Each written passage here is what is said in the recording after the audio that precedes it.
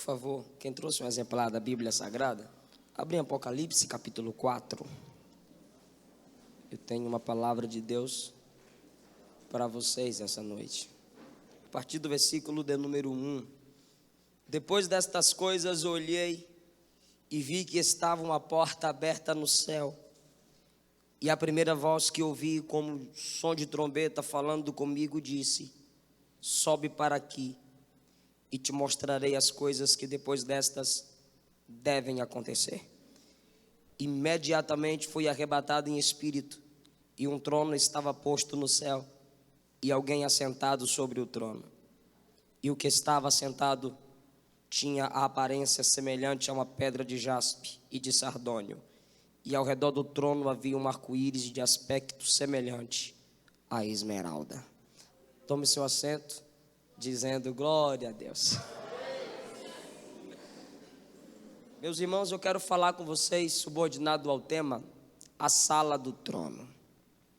No capítulo de número 1 do livro do Apocalipse, João está numa ilha chamada Patmos. Não era uma ilha de se passar férias, não era uma ilha de diversão, era uma ilha de sofrimento, situada no mar Egeu. Para lá eram enviados todos os homens que frustravam as esperanças do imperador. O imperador se autodivinizou, se autodeclarou Deus. Ele se ensoberbeceu tanto que ele baixou um decreto até o cumprimento das pessoas, que no nosso costume é bom dia, boa tarde, boa noite, era bendito seja o nosso imperador. Mas quando fizeram isso com João, João simplesmente dizia: não, bendito eu só conheço um, bendito é o Senhor. João começou a ser perseguido porque ele baixou outro decreto, que o nome de Jesus fosse anulado. Ele dizia que o cristianismo iria se acabar. Certa feita, um de seus soldados, numa batalha, um daqueles soldados que estava no exército era um cristão.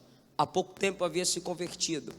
E um dos soldados daquele grande imperador, por espalharem que Cristo era uma mentira, que Jesus era uma farsa, ele simplesmente escarnecia do cristão, zombava do cristão. E certo dia ele perguntou ao soldado, e estou falando de um dos soldados desse imperador no tempo de João: cadê o seu Cristo? Cadê o seu Jesus? Mostra para mim onde ele está. E o cristão respondeu: ele está ocupado fazendo o seu caixão, porque de tanto você zombar de Cristo, você vai morrer. O soldado disse: não, o imperador vai matar você e todos aqueles que servem a Cristo. No meio da batalha, aquele soldado é ferido, e perto do soldado cristão, ele pegava seu sangue, lançava para cima e dizia: Galileu, você venceu. João vivenciou um período de muita perseguição. Ele é enviado para essa ilha que, segundo a história, antes que os prisioneiros chegassem à ilha, animais, feras eram soltas nas águas para estraçalhar os prisioneiros dentro das águas, antes que chegassem à ilha. João, mesmo velho, conseguiu chegar. João foi lançado dentro de um caldeirão chamado o caldeirão do azeite. O azeite fervendo, fogo embaixo, azeite dentro. Quando jogaram João, arrancaram João dali, ele estava todo acabado. Alguns irmãos cuidaram dele, mas mesmo assim ele conseguiu sobreviver. Hernandes Dias Lopes, em um dos seus livros sobre o panorama da história cristã, diz que João foi até lançado do pináculo de um templo. Se quebrou todo, a igreja cuidou, João não morreu. Por quê, irmãos? Porque em João capítulo 21, quando Jesus tinha acabado de reconciliar Pedro na comunhão, Pedro olhou para João, Jesus havia acabado de falar o jeito que Pedro morreria. E Pedro perguntou a Jesus: e João, como é que ele vai morrer? E Jesus disse: se eu quiser que ele fique vivo, até a minha manifestação, até eu me revelar para ele, Pedro. O que você tem a ver com isso? E aqui no livro do Apocalipse, Jesus vai se revelar para João. Estou falando um panorama da ilha chamada Patmos. A igreja perdeu a presença de João. João é isolado da família. João é isolado do povo de Deus. Mas quando todos tentam afastá-lo do povo de Deus, é nesse momento que ele fica mais perto do Deus do povo. Jogaram João ali para que suas palavras fossem silenciadas. Lançaram João ali para que ele não desenvolvesse o ministério da pregação. Eu acho lindo quando Jesus se apresenta para João e Jesus diz assim: o que vês, escreve. O que vês, escreve. Repita após mim: o que vês, escreve. Eu acho isso lindo, porque João não podia pregar, sua voz não podia ser ouvida dali, mas o Senhor se apresenta para ele e diz: o que vês, escreve. João, calaram a sua voz, mas os seus olhos e as suas mãos ainda estão intactas, e é isso que eu vou usar. Escreve tudo que eu vou te mostrar. Aí João então diz: agora eu vou escrever, tudo bem. Ele começa a escrever cartas para as 7 igrejas da Ásia, que representam a plenitude da igreja na terra. Não era uma carta limitada a 7 igrejas situadas na Ásia, não, que hoje é a Turquia, não, porque no final de toda a carta sempre havia um lembrete. Quem tem ouvido, ouça o que o Espírito diz às igrejas. Eu tenho ouvido, eu sou igreja. Você tem ouvido, você é a igreja. Então essa palavra é para nós também. No capítulo 3, quando se escreve a última carta à igreja de Laodiceia, João ainda está na ilha. Aí ele diz no versículo 1 do capítulo 4: depois destas coisas, olhei e vi, e eis uma porta aberta no céu. Aleluia. Irmão, quando ele olha e vê uma porta aberta no céu, ele pensa que é mais uma. Quando ele olha e vê que tem uma porta no céu, ele pensa que é mais uma visão. Mas enquanto ele está vendo, ele ouve uma voz. Vou representá-lo na ilha. Ele ouve uma voz: sobe aqui. Quando ele tenta entender a palavra aqui, ele já estava lá.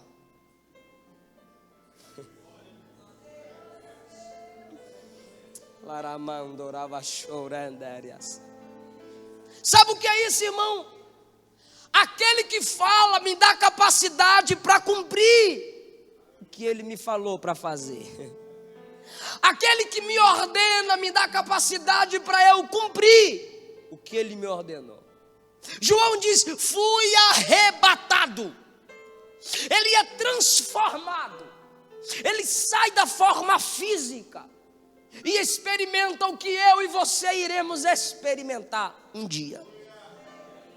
Porque ele diz: sobe. Ele ouviu uma voz dizendo: sobe aqui. E ele diz, e a voz era como voz de trombeta. Voz de: um dia eu vou chegar nessa sala. Um dia você vai chegar nessa sala. Pense mais sobre o céu. Pense mais sobre as coisas de Deus. Porque um dia um som como de trombeta vai invadir a nossa alma. Um som como de trombeta vai alegrar o nosso espírito. O mundo não ouvirá. O mundo estará surdo para esse toque. O mundo estará surdo para esse som. João ouve uma voz como som de trombeta. Um som que quando ele tenta captar, ele já mudou de posição. 1 Coríntios capítulo 15, a partir do versículo 51. Eis que vos digo um mistério. Nem todos dormiremos, mas todos seremos transformados ante a última trombeta. porque a trombeta soará e nós seremos transformados.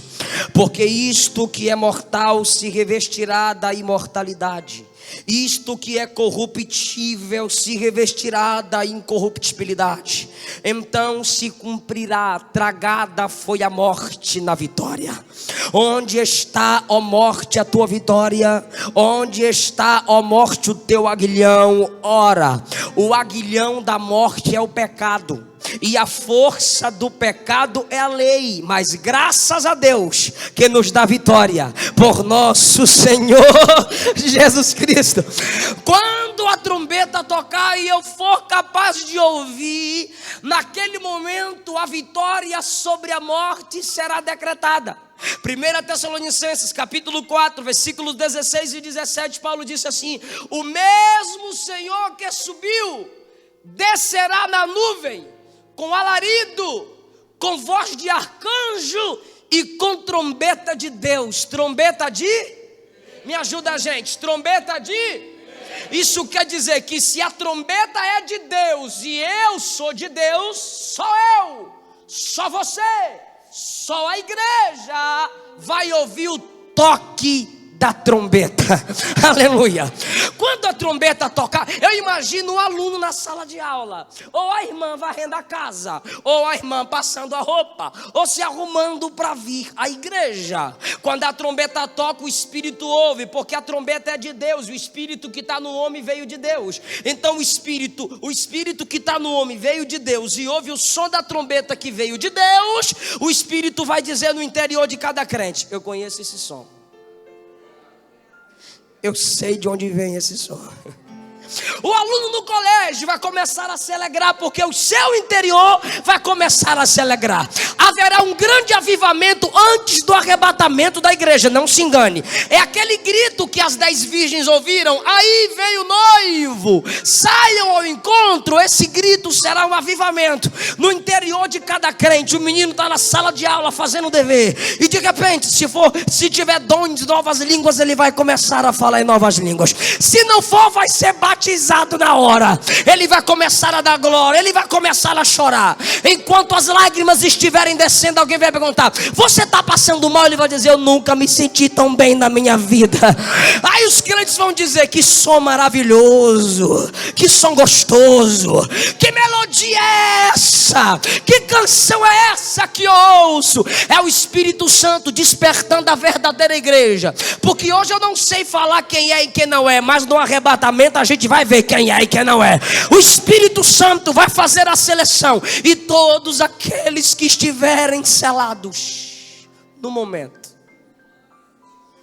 num piscar de olhos, deixarão essa terra e estarão na sala do trono.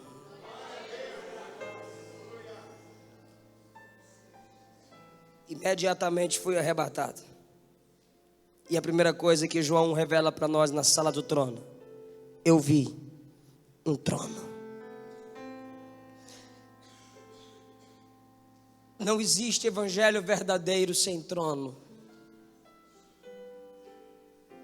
Eu não posso dizer que sirvo a Deus se eu não tenho consciência do seu trono. Eu não posso dizer que sou cristão se a ordem, os sonhos, a providência para a minha vida emana do trono. Isso é ser cristão, ter um vislumbre do trono. Quem ainda não teve a visão do trono pensa que a sua vida é como um relógio. O relojoeiro fez e disse: trabalhe. Não é. Há um trono estabelecido no céu, e é esse trono que governa a sua vida. Você pode não estar entendendo, mas o que acontece na terra não é causa, é efeito. A causa está no trono. Todas as coisas cooperam para o bem daqueles que o amam. O Senhor está falando a alguém aqui: se você deixou, se você me recebeu como seu Senhor, é o meu trono que governa a sua história. Não pense que quando você chegar no céu, você já vai ver a árvore da vida, o grande rio ou ruas de ouro. Não! Quando você chegar no céu, se Jesus voltar hoje, se o arrebatamento for hoje, a primeira coisa que você verá será um trono. E nesse trono não espere ver um pastor, espere ver um juiz. Nesse trono não pense que ele estará ali como um salvador, ele estará como o Senhor. Nesse trono ele estará ali sendo manifestado para dar a cada um segundo as suas obras. Eu não estou falando de juízo final que é para o ímpio, eu estou falando do tribunal de Cristo, na sala do trono para a igreja. E sala do trono será onde eu serei galardoado pelas minhas obras. Você já está salvo, já está na sala do trono. Mas você é salvo para receber galardão. Você serve para ter recompensa. Há um congresso muito grande no Brasil. E para minha tristeza, meu pastor, um pregador pregando sobre o céu. Ele estava indo bem. E de repente ele olhou para o povo. Por isso que eu amo pregar na minha igreja. O povo entende para depois da glória. A igreja é ensinada, né, irmão? O povo estuda aqui, ó, no Ibicamp. E o pregador disse assim: repita após mim. E o povo gritava com ele: eu não quero saber de galardão, eu quero é o céu. E o povo gritou: eu não quero saber de galardão, eu quero é o céu. Naquele momento o Espírito Santo falou na minha alma: quando o homem diz que não se importa com o galardão no céu, é porque as recompensas dessa terra já encheram por completo a sua alma. Está tão cheio das coisas dessa terra que não pensam em trabalhar para Deus. Não pensa no galardão que a Bíblia promete para aquele que ganha almas, coroa de glória. Não pensa no galardão para aquele que não nega a sua fé, coroa da vida. Não pensa no galardão daquele que ama e pratica a justiça, coroa da justiça. Não pensa. João vê o trono e de repente ele olha para o lado 12 anciãos. Ele olha para o outro 12 anciãos. 12 com 12? Por isso que o nosso pastor ama pregar sobre Davi. Porque Davi era o cara. Moisés selecionou 12 cabeças, porque Israel foi formado de quantas tribos? Quando Josué atravessou o Jordão, em Josué capítulo 4, ele pegou 12 pedras como memorial, representando quantas tribos? Quando Elias foi orar para Deus mandar descer fogo do céu, ele levantou 12 pedras, representando o quê? 12 tribos. Me ajuda, gente. Salomão, quando construiu o seu trono, ele colocou 6 leões de ouro à esquerda e 6 leões de ouro à direita. 6 com 6, 12, representando o quê? As 12.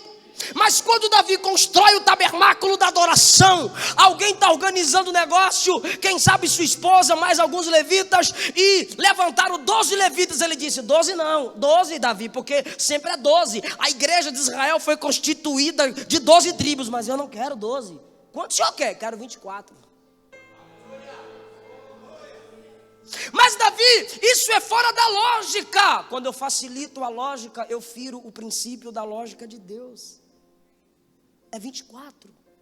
Davi, isso nunca aconteceu, isso está fora do normal. Pois é, Deus é assim, fora do normal, eu quero 24.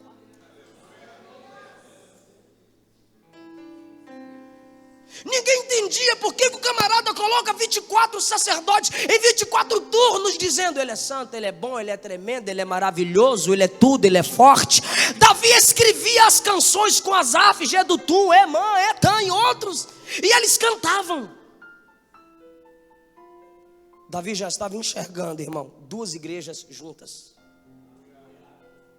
Eu falei isso aqui numa vigília, mas o nosso público aqui é hoje, outro. Então Israel tem a base de 12 tribos. E quando Jesus vem, ele escolhe quantos apóstolos? 12. E aí você é bom de matemática, 12 com 12. Aí João olha para um lado, 12. João diz: rapaz, a igreja do Antigo Testamento está aqui. Imagina o Senhor dizendo: olhe para o outro. mais 12. A igreja de Israel é constituída na base de 12 tribos. E a igreja do Novo Testamento é constituída na base dos 12 apóstolos, Efésios 5.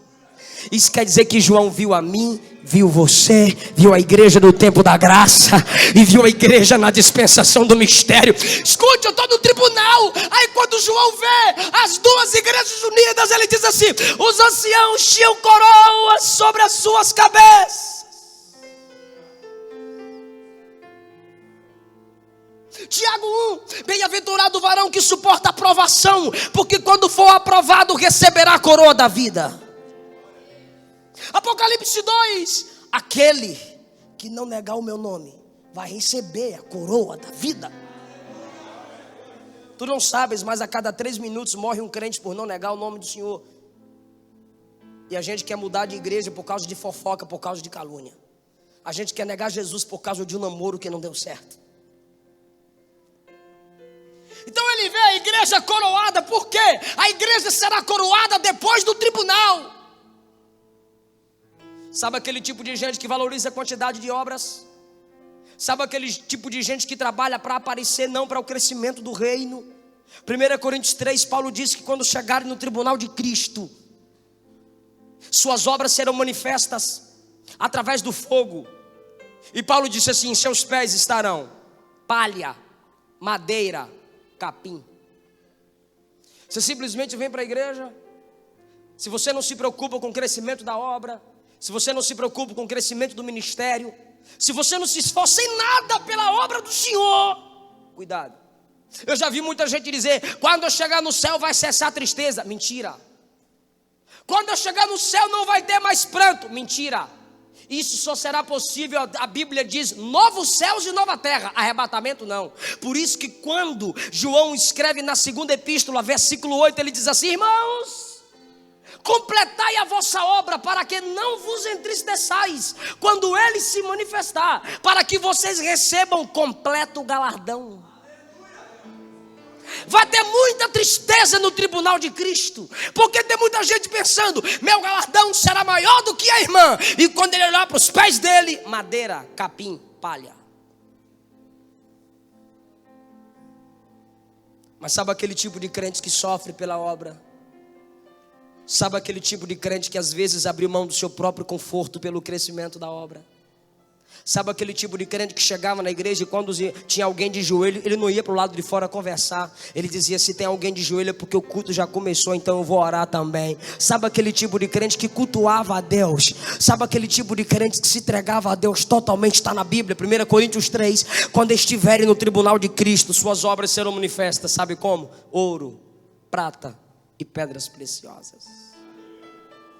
Aquele tipo de crente que trabalha pela obra do Senhor terá galardão. Aquele tipo de crente que não quer aparecer, que não quer humilhar o próximo para dizer que ele é o bom. Tem esse tipo de crente na igreja? Tem. Vai chegar no tribunal de Cristo? Vai. Mas quando ele pensar que vai estar na frente, ele estará lá no final da fila, porque a Bíblia diz: os primeiros serão os últimos. Mas aqueles que obedeceram seus pastores, aqueles que praticaram a palavra, aqueles que não vinham à igreja só porque não tinha outro lugar para ir, mas porque tinha prazer de estar aqui, quando olharem aos seus pés, ouro, prata e pedra preciosa. Aí Paulo disse assim: suas obras serão lançadas no fogo. Está na Bíblia. É nesse momento que o anjo do Senhor chegará diante de nós, pegará nossas obras e madeira, palha, feno e capim, que é o mesmo. Você é inteligente. Quando pegar e lançar no fogo, você já sabe o resultado. Aí Paulo disse assim: se a obra de alguém queimar, perderá o galardão. Aí eu te pergunto: se eu colocar capim, madeira e palha no fogo, o que acontece?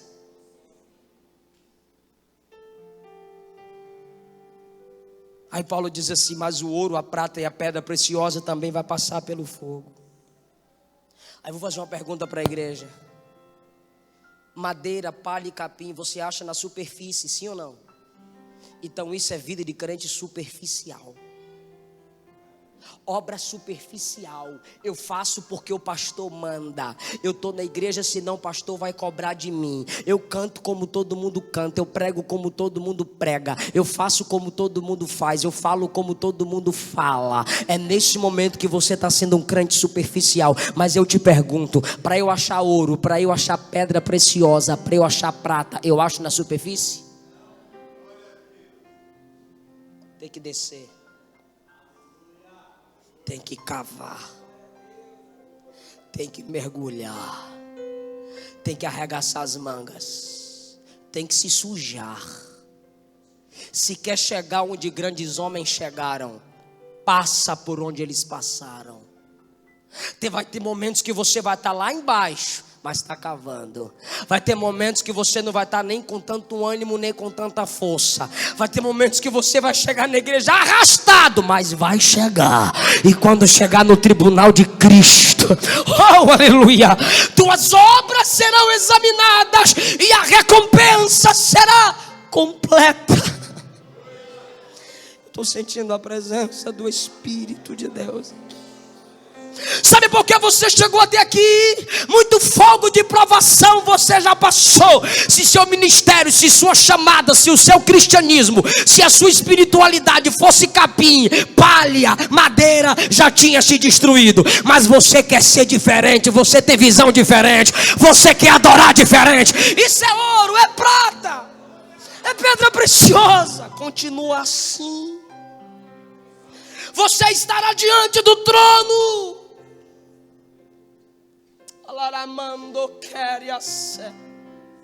O Espírito Santo está dizendo: para com essa vida superficial. Para de selecionar o culto que você vem à igreja.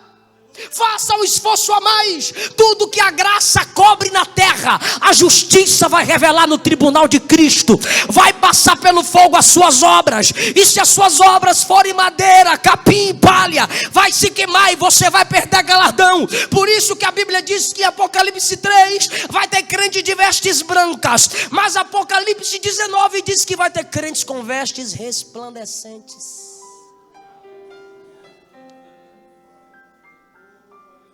Sabe o que é isso?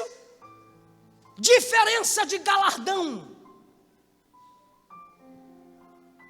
Não é que você vai colecionar coroa na tua cabeça. Eu até imagino o crente andando assim, cheio de coroa na cabeça. Tem nada a ver, irmão. Quando a Bíblia promete coroa, ela está dizendo: nós vamos dominar nessa terra. Eu vou repetir, tem gente que não acredita, mas é a Bíblia. Nós vamos dominar nessa terra. Nós vamos governar essa terra.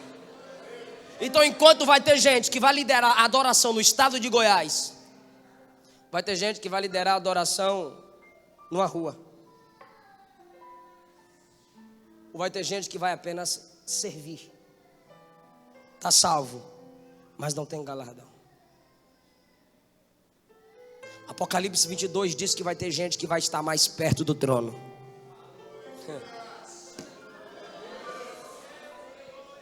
No inferno tem diferença de juízo.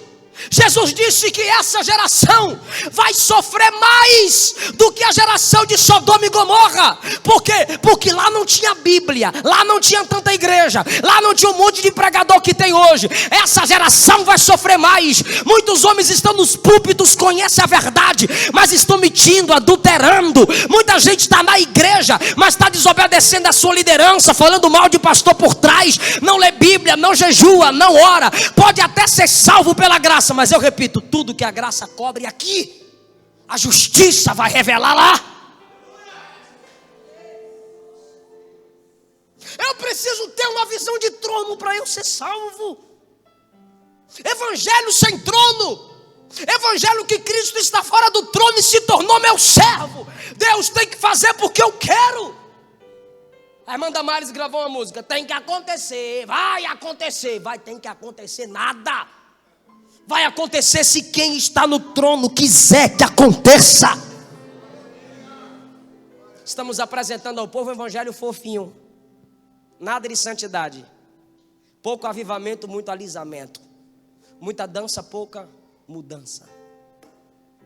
Muita invenção, pouca humilhação. Eu preciso ter o trono de Cristo estabelecido na minha vida. O mundo diz assim, isso aqui é para as moças, isso aqui é para os jovens. O mundo diz assim, o mundo diz, sexo seguro é camisinha. Mas quem está no trono está dizendo, sexo seguro é casamento. O mundo diz assim, pegue todas, pegue todos, vá curtir a vida. Mas quem está no trono está dizendo, para tudo há um tempo determinado.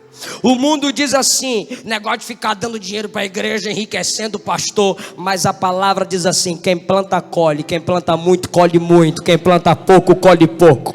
O mundo está dizendo, pastor não tem nada a ver com a sua vida. Mas a palavra está dizendo, obedecei aos vossos pastores. O mundo está dizendo, ficou de maior, cai fora da tua casa, vai se divertir. Mas quem está no trono está dizendo, honra teu pai, honra tua mãe, que é o primeiro mandamento com promessa, para que te vás bem e vivas muito tempo sobre a terra. O mundo está dizendo, negócio de dízimo é lei do Antigo Testamento. Mas quem está na palavra entende que quem está no trono está dizendo, quem não dizima, rouba a Deus. O mundo está dizendo, não gostou? Muda, porque hoje tudo é superficial, falta firmeza em nós. Mas quem está no trono está dizendo, permanece, porque eu quero te fazer florescer na minha casa. E só floresce quem é plantado. Eu relutei com Deus para pregar essa mensagem aqui. O meu pastor nem estava ouvindo a mensagem por completo onde eu estava pregando de manhã. Mas ele falou para minha esposa, manda ele pregar, nem que seja essa daí, mas manda ele pregar.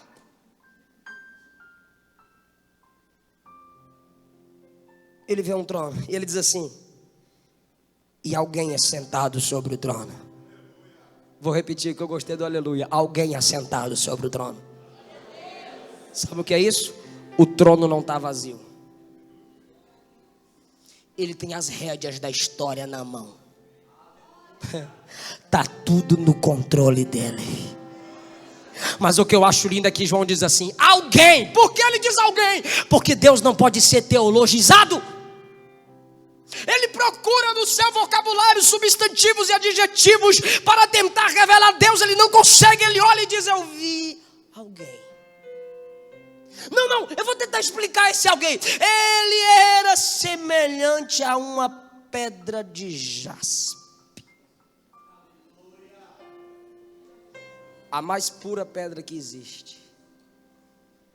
Ele é santo. Ele é puro. João diz, não, mas o brilho que emanava do trono também era semelhante ao sardônio. Pedra vermelha. Libera cores como se fosse afogueada. Ele é santo, mas ele também é justo. Símbolo do juízo. Vermelho. Aí João diz assim, e ao redor do trono, tudo é trono. E ao redor do trono há um arco-íris de aspecto semelhante à esmeralda. Semelhante a quê? Só as irmãs, semelhante a quê? Só os irmãos, semelhante a quê? Qual é a cor da esmeralda? Da glória que eu explico. Jaspe cansa os olhos, sardônio cansa os olhos, mas verde é a única cor que não cansa os olhos. Sabe por quê? Que ao redor do trono o arco-íris é verde? Se eu te falar, tu vai dar glória? É o Pai dizendo, você não pode cansar de olhar para o trono. Eu vou repetir, você não pode desistir de olhar para o trono. Vão falar da direita, vão apedrejar da esquerda, vão tentar ser tropeço na frente, vai vir perseguição de trás, mas você pode continuar olhando para o trono. Você não vai cansar de olhar para o trono. Levante a mão, por favor. Eu estava ali sentado e Deus mandou vocês cantarem isso comigo. Vou seguir os passos de Jesus, vou levar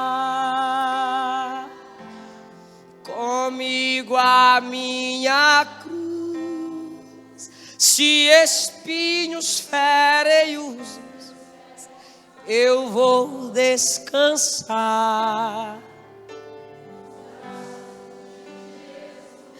Quando o crente está firme nos pés do Senhor, ele passa pela prova cantando louvor. O inimigo se levanta, mas tem que cair. O crente não deixa a cruz, mas vai até o... Se cair 1000 ao teu lado, ele não cede não. Sempre está protegido por um batalhão. Deus dá ordem aos seus anjos para... Agora, bem guardado, desse jeito desistir. Olha para o trono, olha para o trono, olha para o trono, olha para o trono. Quem olha para o trono está dando glória. Quem olha para o trono não vai desistir, não vai se cansar, não vai.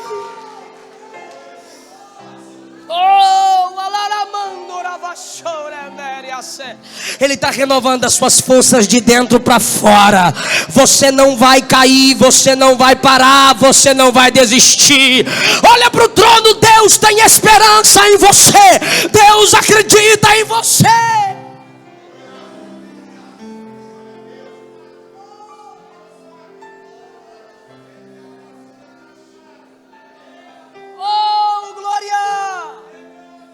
Caindo, levantando, tropeçando, levantando de novo, errando, se aperfeiçoando. Eu vou olhar para o trono, porque quem manda em mim é aquele que está sentado no trono.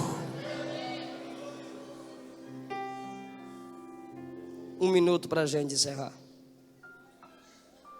Verso 6. Também havia diante do trono algo semelhante ao mar de vidro. Mar de quê? Aí João diz assim: semelhante ao cristal.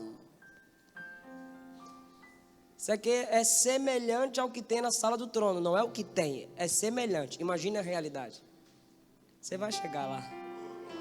Vai. Agora escuta essa. Mar de vidro. Isaías 57:20 diz assim: os ímpios são como águas turbulentas que liberam lama e lodo. É porque não estão diante do trono. Aí João diz: diante do trono, mar de vidro,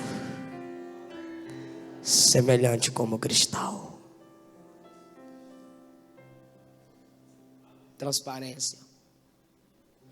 Você está diante do trono, fala tudo para ele, tintim por tintim, dá todos os detalhes para ele.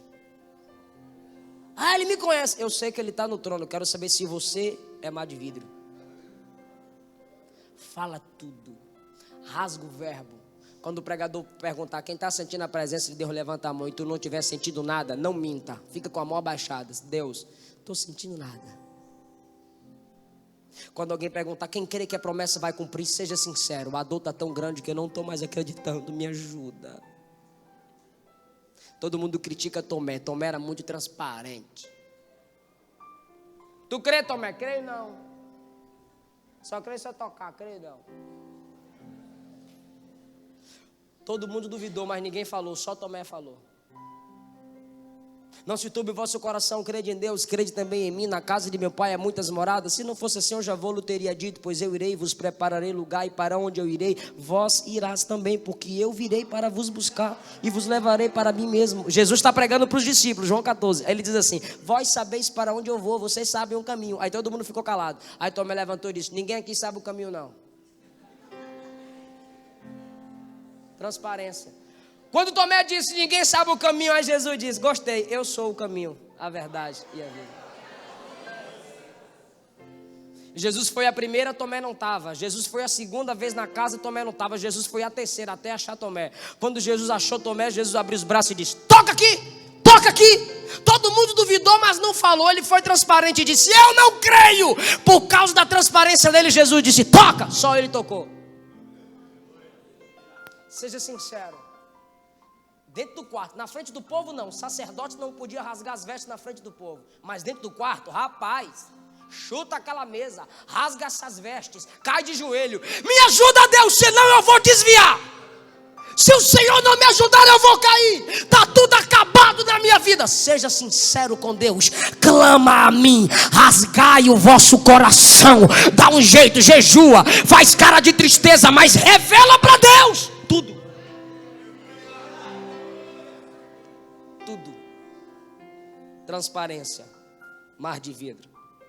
E a última característica de um mar de vidro é que ele é firme. Ele não fica assim.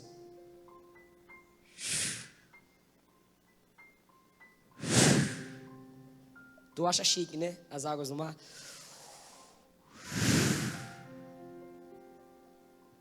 O mundo é assim. Tô bem. Tô mal, cara. Tô legal. Tudo acabado, cara. Quem está diante do trono é mar de vidro.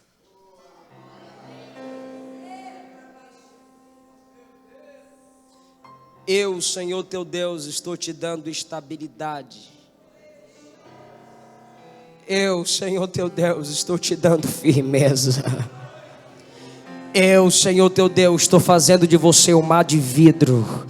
Não vão ter nada provado nem comprovado.